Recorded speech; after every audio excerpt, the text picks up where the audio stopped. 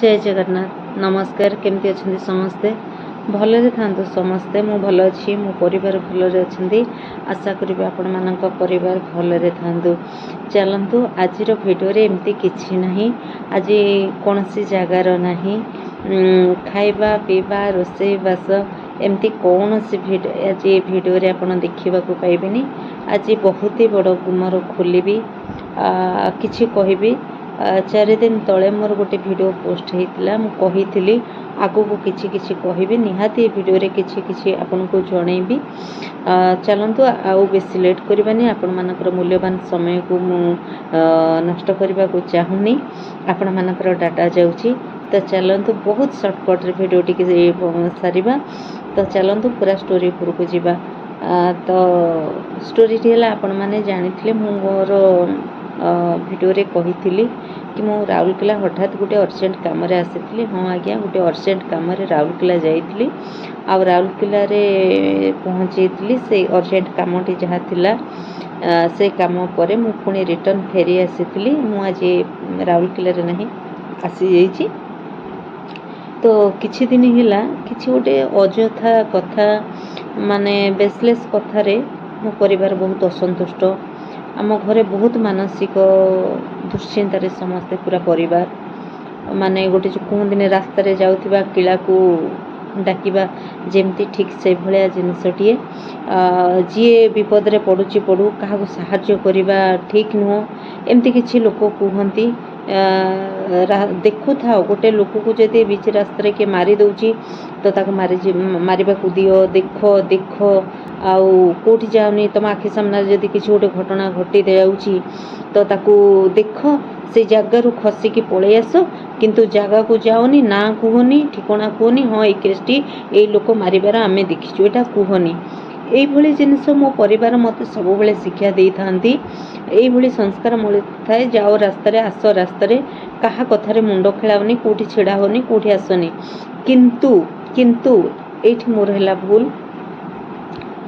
भूलटी हूँ कि मोर ये किसी गोटे परिवार कथा तो से परिवार कथा जहाँ मो आखि सामने होता आखि सामने घटी एवं कान शुणा कथा एवं तथ्य प्रमाण कथा जहाँ मुझे जड़ित जो कथाटी सेमती किसी कथा तेणु गोटे भूल जिनस को प्रशय दबा भी ठीक जिनस नुह जेहेतु मु जड़े पब्लिक मोर मत रहा दरकार कहीं ना आमे पब्लिक फिंगर तो आमर मत दबार अधिकार होची जदि सरकार 5टी सचिव करिसेंती ताले महिला मानक पई सम्मान आनी देइछंती सरकार ताले आमे महिलार असम्मान करबा केमिति आज महिला सशक्तिकरण महिला मानक पई जो न्याय रही महिला मानकर सम्मान कथा रही महिला मानक पई जहाँ सब रही मुझे ऊपर आमे मु कहबी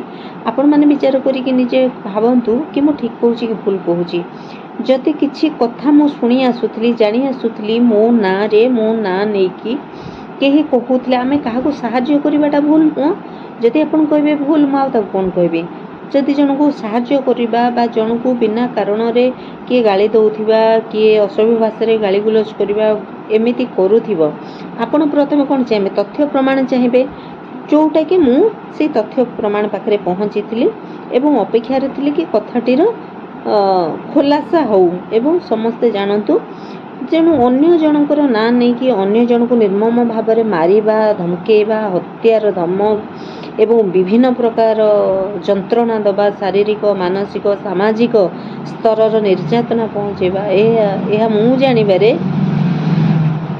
आईन विरोधर कथा एवं दंडनीय अपराध तेणु एसबु नहीं अनेक कथा जीवन में घटी थाए अनेक दुख आसी थाए अनेक भल मंद घटना घटी थाए परिवार एवं समस्त परिवार किछि ना किछि थाए यार अर्थ नुहे जे आमे जन को राजरास्ता लंगला करवा जनक आत्मसम्मान को हानि पहुँचेबा जनकर इज्जत नीलाम करवा यह आईन विरुद्ध रे जाउची यह कौनसी व्यक्तिर ए अधिकार नाही या उपरे अनेक दंड रही अनेक कथा रही किंतु किछि दुष्ट चरित्र एमिति थांती କିଛି ଅସାମାଜିକ ଲୋକ ଥାଆନ୍ତି, କିଛି ପରିବାରର ସଂସ୍କାରର କଥା ଯଦି ଆମେ କହିବା, ପରିବାରର ସଂସ୍କାର ଅଭାବ ରହିବ ଯଦି ଏମିତି କିଛି ଘଟଣା ହୁଏ। ସବୁଠୁ ବଡ଼ କଥା, ପ୍ରତ୍ୟେକ କଥାର ସମସ୍ୟାର ସମାଧାନ ଅଛି। ଗୋଟିଏ ସାମାନ୍ୟ କଥା ପାଇଁ କାହାକୁ ଜୀବନରୁ ମାରିବା, ଏତେ ମାତ୍ରାରେ ମାରିବା, ଏହା ଠିକ୍ ନୁହେଁ, ବହୁତ ଅପରାଧ। ତେଣୁ ଜଣେ ମଣିଷ, ଗୋଟେ ନିରୀହ ମଣିଷ ଦେଖିଲେ ସିଏ ତାର ଅସରପା ସେଠି ଗୋଟେ ପକ୍ଷୀ ହେଇକି ଉଡ଼ିବାକୁ ଚେଷ୍ଟା କରେ। ଯଦି ଅଲଗା କେଉଁ ପରିବାର ହେଇଥାନ୍ତା, ଏପର୍ଯ୍ୟନ୍ତ ତା ପରିଣାମ ବହୁତ ଭୟଙ୍କର ହେଇଥାନ୍ତା। ତେଣୁ ଘର ଭିତରର କଥା, ଘରେ କ'ଣ ହେଇଛି କ'ଣ ନାହିଁ, ସେ ଜିନିଷର ପର୍ଦ୍ଦାଫାଶ ହେଇଯିବା ଉଚିତ ଥିଲା। ତେଣୁ ଏଠି ଭୁଲ ଅନେକ ଲୋକଙ୍କର ରହିଯାଉଛି। ପରିବାରର ନିହାତି ଭାବରେ ହେଉଛି, ଯେତେବେଳେ ଜଣେ ତାର ଅସୁବିଧାର କାରଣ ଦର୍ଶଉଛି, କହୁଛି ମୋର ଏଇ ଅସୁବିଧା, ମୋତେ ଅସମ୍ମାନ କରାଯାଉଛି, ମୋତେ ଏଇ ନିର୍ଯାତନା ଦିଆଯାଉଛି, ସେଠି ସମ୍ପୂର୍ଣ୍ଣ ସେ ମଣିଷକୁ ବିଭିନ୍ନ ପ୍ରକାର ଯନ୍ତ୍ରଣା ଦେଇ, ବିଭିନ୍ନ ପ୍ରକାର ମାନସିକତା ନଷ୍ଟ କରି, ତାକୁ ବାରମ୍ବାର ଗୋଟେ କ୍ଷତି ପହଞ୍ଚେଇ, ତାକୁ ଗୋଟେ ଇଏ କରିବାଟା ସେଇଠି ଆଇନର ସାହାଯ୍ୟ ନ ନେଇ, ଏହା ମଧ୍ୟ ବହୁତ ଅପରାଧ କରାଯାଇଛି ଏବଂ ସମସ୍ତେ ଅପରାଧ ପାଇଁ ସାମିଲ ଅଛନ୍ତି। ଏମିତି ଅନେକ କଥା ତ ଆପଣଙ୍କ ସହିତ କଥା ହେବି, କହିବି, କିନ୍ତୁ ଗୋଟିଏ କଥା ମୁଁ ବୁଝିପାରୁନି, ସାମାନ୍ୟ ଗୋଟେ ସାଧାରଣ କଥା ପାଇଁ ଗୋଟେ ନାରୀକୁ କିଏ ନିର୍ମମ ଭାବରେ ଏମିତି ମାରିପାରେ? ଅମଣିଷ ଭଳିଆ କିଏ ମାରିପାରେନି? କିଏ ହତ୍ୟା କରିପାରେ? ତାର ଜଣକୁ ଲଙ୍ଗଳା କରିବା, ପରିବାର ସାମ୍ନାରେ, ରାଜରାସ୍ତାରେ ତାର ହତ୍ୟା ହେଲା, ତାର ଆତ୍ମସମ୍ମାନ। କିନ୍ତୁ ୟା ଉପରେ ଧନ୍ୟ ସେଇ ଲୋକଙ୍କୁ ଯେ କେମିତି ମଣିଷ ସେମାନେ, ଯେ ଏଭଳି ଘଟଣାକୁ ପ୍ରଶ୍ରୟ ଦେଇଛନ୍ତି। ଛାଡ଼ନ୍ତୁ, ଏମିତି କିଛି କଥା ଯାହା ମୋ ସାମ୍ନାକୁ ଆସିଥିଲା, ମୋ ଆଖି ସାମ୍ନାକୁ ଆସିଥିଲା, ମୁଁ ଆକୁ ପ୍ରଶ୍ରୟ ଦେଇନଥିଲି। ମୁଁ ବୁଝିବାକୁ ଚେଷ୍ଟା କରୁଥିଲି, ଘଟଣାଟି ରୋକିବାକୁ ଚେଷ୍ଟା କରୁଥିଲି। ତେଣୁ ଆମେ ଚାହିଁ ନଥିଲୁ କି ଜିନିଷଟା ଅଲଗା ବାଟକୁ ଯାଉ, ଖରାପ ହେଉ। ଗୋଟେ ପରିବାର କଥା, ସ୍ୱାମୀ ସ୍ତ୍ରୀ କଥା, ଗୋଟେ ସ୍ୱାମୀ ସ୍ତ୍ରୀ ଯଦି କଳି ଲାଗୁଛି, ଝଗଡ଼ା ଲାଗୁଛି, ସେଠି ଯଦି 5ଟା କଥା ସ୍ୱାମୀ କି ଭୁଲ ଦେବେ, ସ୍ତ୍ରୀ କି ଭୁଲ ଦେବେ ଏବଂ ସ୍ୱାମୀ ସ୍ତ୍ରୀରେ ସବୁ କିଛି ଠିକ୍ ହେଇଯାଏ। ଯଦି 5ଟା ଲୋକ ଗୋଟେ ସ୍ୱାମୀ ସ୍ତ୍ରୀକି ବୁଝେଇବାକୁ ଚେଷ୍ଟା କରିବେ, ତାହେଲେ ଗୋଟେ ସ୍ୱାମୀ ଠିକ୍ ହେଇଯିବ। ଯଦି ଗୋଟେ ପରିବାରରୁ 5ଟା ଲୋକ, ମା ହଉ, ଭଉଣୀ ହଉ ବା ଅନ୍ୟ କେହି ହୁଅନ୍ତୁ ପରିବାରରେ, ଯଦି ତାକୁ ହୁସ୍କେଇବେ, ତା ମୁଣ୍ଡଟାକୁ ସାରା ଖାଇଯିବେ, ସେ ଲୋକଟି କ'ଣ କରିବ? ତା ପରିବାରକୁ ସେ ନିଜ ହାତରେ ଭାଙ୍ଗିଦେବ। ଗୋଟେ ପିଲାର, ନିଜ ସନ୍ତାନର, ନିଜ ପରିବାରର ଗୋଟେ ଘର ଭାଙ୍ଗିବା ସହଜ କଥା ନୁହଁ। କିନ୍ତୁ ଜଣେ ଗୋଟେ ନାଁ ନେଇକିରି ମୁଁ ତୋର ନିଜର କହି ଜଣଙ୍କ ଜୀବନଟାକୁ ନଷ୍ଟ କରିବା, ଏହା କେତେ ଦୂର ଠିକ୍? ସେ ଲୋକଟିର ସମୟ ସରିଗଲାଣି, କିନ୍ତୁ ସେ ନିଜ ପରିବାର ଟିକେ, ନିଜ ସଂସାର ଟିକେ ଭାଙ୍ଗି ଦେଉଛି। ମାନେ ମୁଁ ଜାଣିବାରେ ଏଥିପାଇଁ ସମ୍ପୂର୍ଣ୍ଣ ଦାୟୀ ଗୋଟେ ପରିବାର। ଗୋଟେ ପରିବାର ଦେଖନ୍ତୁ, ମୋ ଘରେ ଯଦି ଗୋଟେ କଳି ହେଉଛି କି ଝଗଡ଼ା ହେଉଛି, ଯଦି 5ଟା ଲୋକ ଉଭୟ ଜଣକୁ ଦୋଷ ଦେବେ, ଉଭୟ ଜଣକୁ ଭଲ କହିବେ, 2 ଜଣକୁ ସମାନ ବିଚାର କରିବେ। ପୁଅକୁ କହିବେ ବି ଭୁଲ, ଝିଅକୁ ବି କହିବେ ଭୁଲ। ପୁଅକୁ ଯଦି ଠିକ୍ କହୁଛନ୍ତି, ଝିଅକୁ ବି ଠିକ୍ କହୁଛନ୍ତି, ଉଭୟ ବିଚାର କରିବେ, ସମାନ ବିଚାର କରିବେ। ପୁଅକୁ ଯଦି 2 ଜଣ ଯାକ ଦୋଷୀ, ତାହେଲେ 2 ଜଣକୁ ଦୋଷୀ କରନ୍ତୁ। ଯଦି ଜଣେ ଦଣ୍ଡ ପାଉଛି, ତାହେଲେ ଆଉ ଜଣେ ବି ଦଣ୍ଡ ପାଉ, ସମାନ ନଜରରେ ଦେଖିବା ଦରକାର। ମୁଁ ଯଦି ଜଣକୁ 5, ଜଣକୁ 10 କରିବି, ସେଇ ଜାଗାରେ ମନ ଫିକା ହେଇଯିବ। ତେଣୁ ଅନ୍ୟ ଜଣେ ଭାବିବ ଯେ ମୋ ପ୍ରତି ଅବିଚାର ହେଉଛି। ଏଇଥିରୁ କ'ଣ ହୁଏ ନା, ବହୁତ ଜିନିଷ ଧୀରେ ଧୀରେ ବହୁତ ବଡ଼ ରୂପ ନେଇଯାଏ। ଶେଷରେ କ'ଣ ହୁଏ, ତା ମାନସିକ ଭାରସାମ୍ୟ ହରେଇ ଦିଏ ଏବଂ ସେ ଚେଷ୍ଟା କରେ, ମୁଁ ଆକୁ କହିବି, ତାକୁ କହିବି, ଆକୁ କହିବି, ମୋ ମନ ଦୁଃଖ ଟିକେ ହାଲକା ହେଇଯିବ, ମୋ ମନର କଷ୍ଟ ହାଲକା। ଜଣେ ସେତେବେଳେ ଏଇ ଜିନିଷ, ଏଇଟା ଗୋଟେ ବଡ଼ ଇସ୍ୟୁ ନୁହଁ, ବଡ଼ କଥା ନୁହଁ, ବଡ଼ ଇଏ ନୁହଁ, ବରଂ କେହି ବି ଚାହିଁବେନି ଜଣକ ଘର ଭାଙ୍ଗି ଯାଉ। କେହି ନା କେହି କାହା ହାତରେ ପଡ଼ିଲେ ଜଣେ ବୁଝେଇବ। ଯଦି ଗୋଟେ ସାମାନ୍ୟ କଥା ପାଇଁ ଜଣକୁ ଏଭଳି ଦଣ୍ଡରେ ଦଣ୍ଡିତ କରାଯାଉଛି, ଏଭଳିଆ ମାନସିକ ଯନ୍ତ୍ରଣା ଦିଆଯାଉଛି, ୟା ପାଇଁ ମଧ୍ୟ ଆଇନର ବ୍ୟବସ୍ଥା ରହିଛି। ଆଇନର ଦ୍ୱାରସ୍ଥ କାହିଁକି କେହି ହେଇନାହାନ୍ତି? ଚାଲନ୍ତୁ, ଯାହା ତଥ୍ୟ ପ୍ରମାଣ, ବହୁ ପୁରୁଣାର ତଥ୍ୟ ପ୍ରମାଣ ମଧ୍ୟ ରହିଛି। ତେଣୁ ଆମେ ଚାହୁଁନଥିଲୁ ଜଣକ ଜୀବନ ନଷ୍ଟ ହେଇଯାଉ, ତା ହସ ଖୁସି ସଂସାରଟି ବର୍ବାଦ ହେଇଯାଉ ଏବଂ ତା ପାଖରେ ମଧ୍ୟ ଭଲ କର୍ମଟିଏ ଅଛି। ଆମେ ଚାହୁଁନଥିଲୁ ତା କର୍ମକ୍ଷେତ୍ରରେ କିଛି ଇଫେକ୍ଟ ପଡ଼ୁ। ସେଥିପାଇଁ ଆମେ ସମସ୍ୟାର ଗୋଟେ ସମାଧାନ ଚାହୁଁଥିଲୁ କି ଚାଲ ଆମେ କେବେ ଗୋଟେ ଚେହେରା ଦେଖିଛେ, କେବେ ପରିବାରକୁ ଜାଣିଛେ, ଚିହ୍ନିଛେ, ଏଭଳି କରିବାନି। ସତ ଚେଷ୍ଟା କଲା ପରେ ମଧ୍ୟ ଗୋଟେ ମାନେ ମଣିଷର ଗୋଟେ ଷଡ଼ଯନ୍ତ୍ର ଚଲେଇବା, ଯଦି ଗୋଟେ ଭଲ ଲୋକ ହେଇଥିବ, ଗୋଟେ ଭଦ୍ର ବ୍ୟକ୍ତି ହେଇଥିବ, ସମାଜରେ ପ୍ରତିଷ୍ଠା ବ୍ୟକ୍ତି ହେଇଥିବ, ନାରୀର ସମ୍ମାନ କରୁଥିବ, ତାହେଲେ ସିଏ ହୁଏତ ବୁଝିଯିବ। ଯଦି ପରିବାରର ସପୋର୍ଟ ତା ପାଇଁ ରହୁଥିବ, ଭଲ ସଂସ୍କାର ମିଳୁଥିବ, ତାହେଲେ ସେ ବୁଝିଯିବ। ଯଦି ଜଣେ ଅସାମାଜିକତା ବ୍ୟକ୍ତି ହେଇଗଲା, ତାହେଲେ ତା ପାଇଁ ସବୁ ରାସ୍ତା ଖୋଲା, ସେ ଆଉ କାହାକୁ ମାନିବନି, ଡରିବନି। ଠିକ୍ ସେମିତି ବଡ଼ ଲୋକମାନେ କହିଛନ୍ତି, ରାଣ୍ଡକୁ ଲଗା ନାହିଁ କି ଷଣ୍ଢକୁ ପଗା ନାହିଁ। ରାଣ୍ଡ ତ ଡେଉଁଛି, ମୁଁ ଡେଇଁବି, ତା ଅର୍ଥ ସେୟା ନୁହଁ। ୟାର ଏଫେକ୍ଟ ପଡ଼େ ପିଲାମାନଙ୍କ ଉପରେ, ପରିବାର ଉପରେ।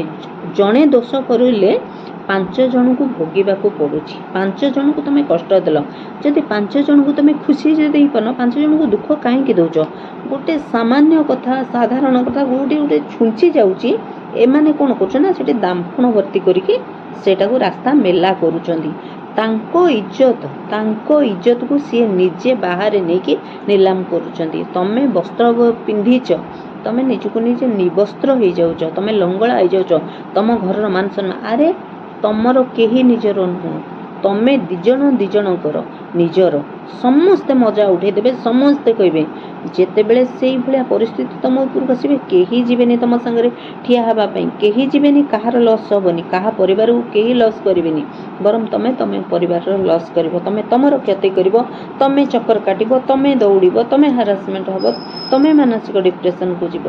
କିନ୍ତୁ ଏତେ ସବୁ ପରେ ବି ଗୋଟେ ମଣିଷର ଏତିକି ଭାବିବା, ଗୋଟେ ଲୋକ କ'ଣ ତମ ପାଇଁ କେବେ କିଛି କରିନି, କେବେ ଭଲ କରିନି, କେବେ ତା ସହିତ ତମ କିଛି ମୁହୂର୍ତ୍ତ ଭଲ ସମୟ ବିତେଇନ, କେବେ ସେ ଲୋକଟା ଭଲ ତମ ପାଇଁ କରିନି, କେବେ ସେ ଲୋକଟା ତମ ପାଇଁ ଯନ୍ତ୍ରଣା ସହିନି, କେବେ ସେ ଲୋକଟା ତମ ପାଇଁ ଘରର ଇଜ୍ଜତ ଘର ଭିତରେ ରଖିନି, କେବେ ଗୋଟେ ଭଲ ଦିନ ସେ ଲୋକ ଆଣିନି।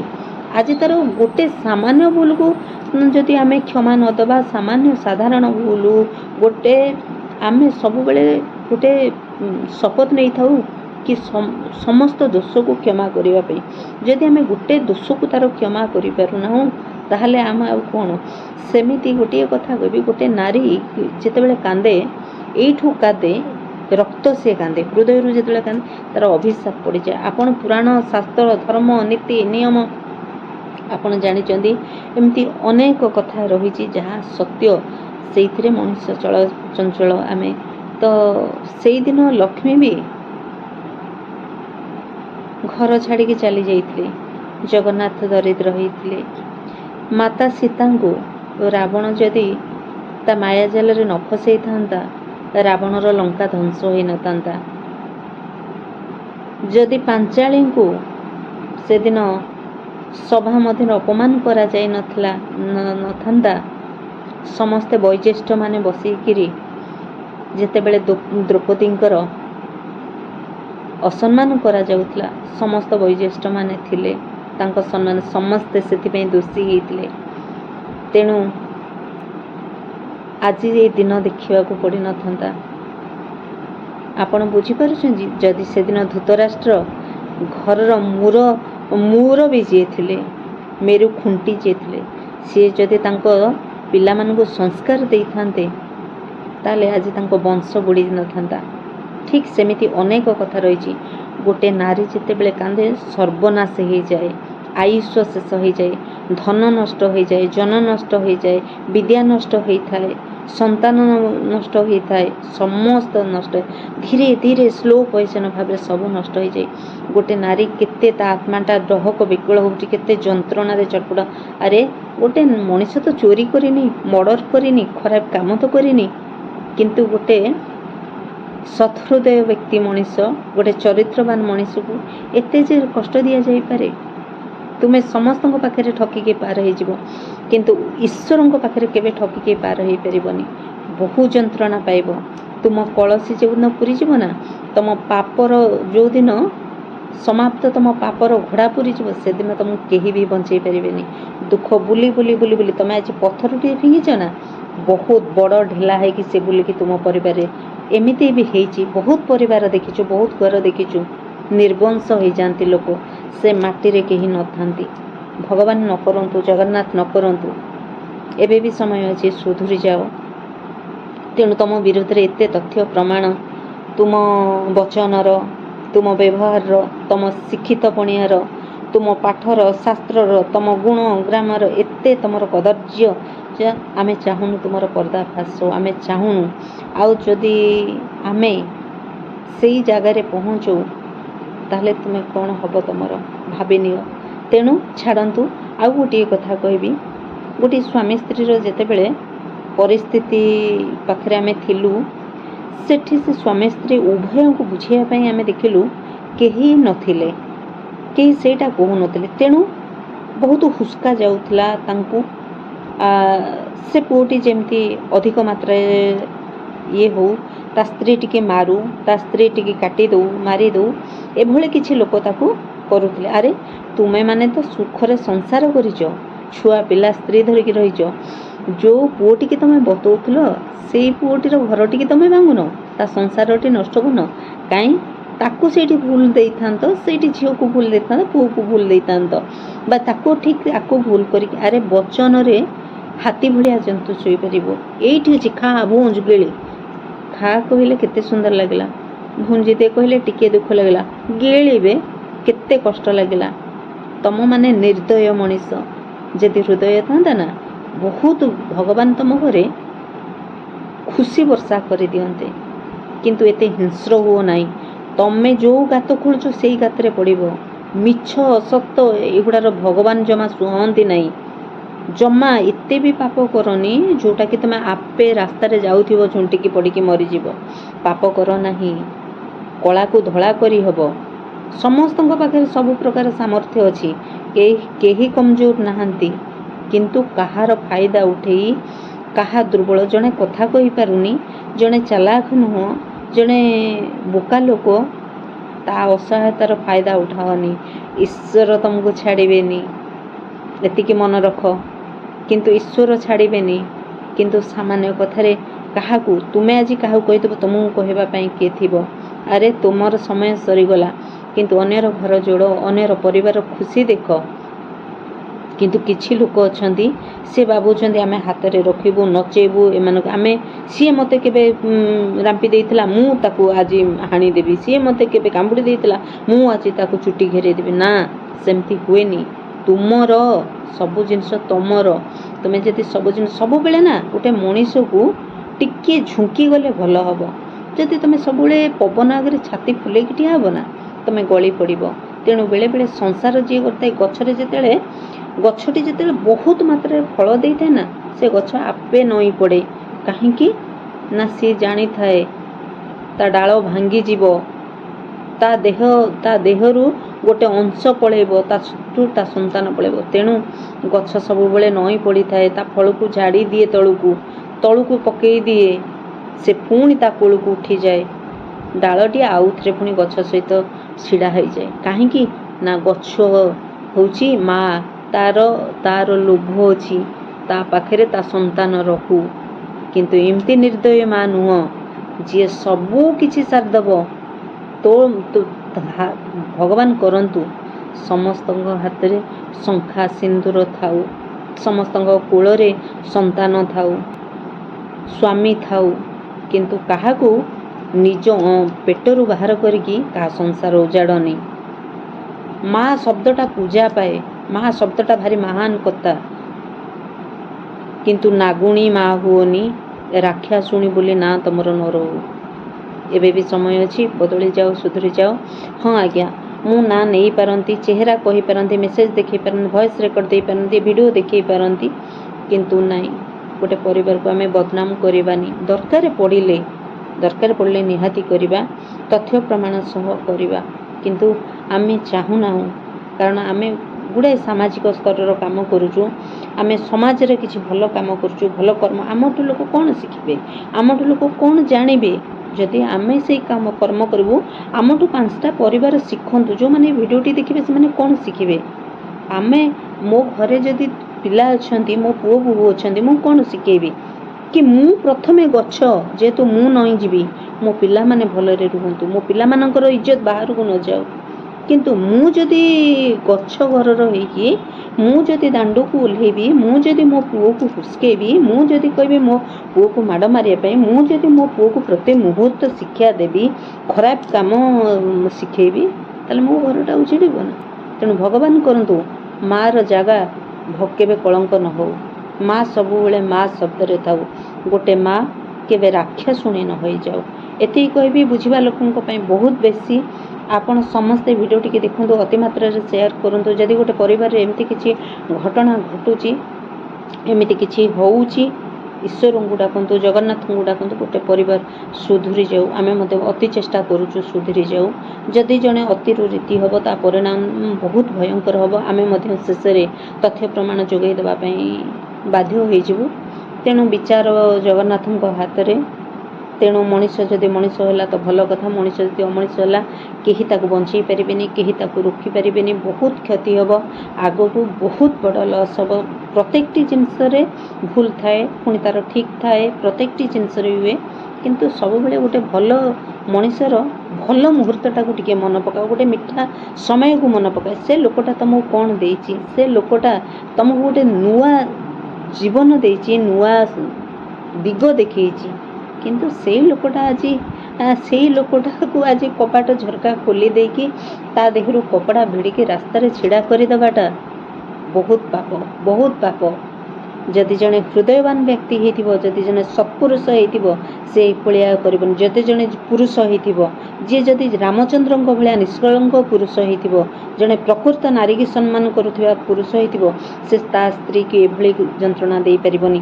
ଆଉ ଜଣେ ଯଦି ଖଳ ପ୍ରକୃତିର ମଣିଷ ହେଇଥିବ, ରାବଣ ଭଳିଆ ଜଣେ ପୁରୁଷ ହେଇଥିବ, ଦୁଷ୍ଟ ମଣିଷ ହେଇଥିବ, ସେ ନିଶ୍ଚିତ ଏଭଳି ଅନେକ ଘରକୁ ଉଜାଡ଼ି ଦେବ, ଅନେକ ନାରୀର ବଦନାମ କରିଦେବ। ଏବଂ ଯିଏ ନିଜ ସ୍ତ୍ରୀର ସମ୍ମାନ କରିଛି, ସେ ତା'ର ମାଆର ସମ୍ମାନ କରିବ। ଯିଏ ମାଆର ସମ୍ମାନ କରିଛି, ସେ ସ୍ତ୍ରୀର ସମ୍ମାନ କରିବ। ଯିଏ ନିଜ ଘରର ଇଜ୍ଜତକୁ ଘରେ ରଖିଛି, ପଦାକୁ ନେଇନି, ପଦାରେ ନେଇକିରି ଯିଏ ଏଭଳି ଭାଷା ନକହିଛି, ସେ ହେଉଛି ପ୍ରକୃତ ସ୍ୱାମୀ। ତୁମେ ଯାହା କରିବ ତୁମ ପାଇଁ ଆଗାମୀ ପିଢ଼ି ଆସିଯାଇଛି, କାରଣ ସୃଷ୍ଟି ହେଇସାରିଛି ତୁମ ପାଇଁ। ତୁମେ ଆଜି କନ୍ଦଉଛ, ତୁମେ ସାରା ଜୀବନ କାନ୍ଦିବା ପାଇଁ ପ୍ରସ୍ତୁତ ରୁହ। ଏହା ହେଉଛି ତ୍ରିବାର ସତ୍ୟ। ଏ ପାପ ଯିବନି କୁଆଡ଼େ। ଯେମିତି ଖାଇବ ଫଳ, ଯେମିତି ମଞ୍ଜି ପୋତିବ ସେଇ ଗଛ ଉଠିବ। ତେଣୁ ମୁଁ ଏତିକି ଅନୁରୋଧ କରିବି, ଏ ଭିଡ଼ିଓରେ ଆପଣମାନେ କିଛି ଶିଖିପାରିବେ। ଯଦି କୌଣସି ସ୍ୱାମୀ ସ୍ତ୍ରୀ ଭିତରେ କୌଣସି ଘଟଣା ହେଉଛି, ତାକୁ ବୁଝିବାକୁ ଚେଷ୍ଟା କରନ୍ତୁ। ଜଣଙ୍କ ମନ କଥା ଜାଣିବାକୁ ଚେଷ୍ଟା କରନ୍ତୁ। ଘର କଥା ଘରେ ରଖିବାକୁ ଚେଷ୍ଟା କରନ୍ତୁ। ଆପଣ ଆପଣଙ୍କର କଥାର ବଚନରେ ବୁଝେଇବାକୁ କେବେ ଚେଷ୍ଟା କରିଛନ୍ତି? ନା ହଠାତ୍ ମାଡ଼ ଆରମ୍ଭ କରିଛନ୍ତି, ନା ହାଣି ଦେବା ପାଇଁ ଧମକ ଦେଇଛନ୍ତି, ନା ନେଇକି ତଳେ କଚାଡ଼ିଛନ୍ତି, ନା ନେଇକି ଦାଣ୍ଡରେ ତା'ର ଦେହରୁ କପଡ଼ା ଖୋଲିକି ଛିଡ଼ା କରିଛନ୍ତି? ଚାଲନ୍ତୁ। ଜୟ ଜଗନ୍ନାଥ, ନମସ୍କାର। ପୁଣି ଦେଖା ହେବା ନେକ୍ସଟ ଭିଡ଼ିଓରେ। ଏଇ ଭିଡ଼ିଓର ଷ୍ଟୋରିଟି ଆପଣ ଜାଣିଲେ, ଗୁମର ତ ଖୋଲିଲା, ନିହାତି ଭାବରେ ଗୁମର ଆଗକୁ ଖୋଲିବ। ଯଦି ମଣିଷ ନ ବୁଝେ ତ ନିଶ୍ଚିତ ଦେଖିବେ। ଯଦି ସମସ୍ୟାର ସମାଧାନ ହେଇଯାଏ, ତେଣୁ କୌଣସି ଚେହେରା ଦେଖେଇବୁନି ଆମେ, କୌଣସି ଭଏସ୍ ବଜେଇବୁନି ଆମେ, କାରଣ ଗୋଟେ ପରିବାରକୁ ବଦନାମ କରାଯାଇପାରେନି। ସତ ଚେଷ୍ଟା କରିବା ଯୋଡ଼ିବା ପାଇଁ, କିନ୍ତୁ ଭାଙ୍ଗିବା ପାଇଁ ନୁହେଁ। ଚାଲନ୍ତୁ, ରହୁଛି। ପୁଣି ଦେଖାବା ଗୋଟେ ନେକ୍ସଟ ଭିଡ଼ିଓରେ।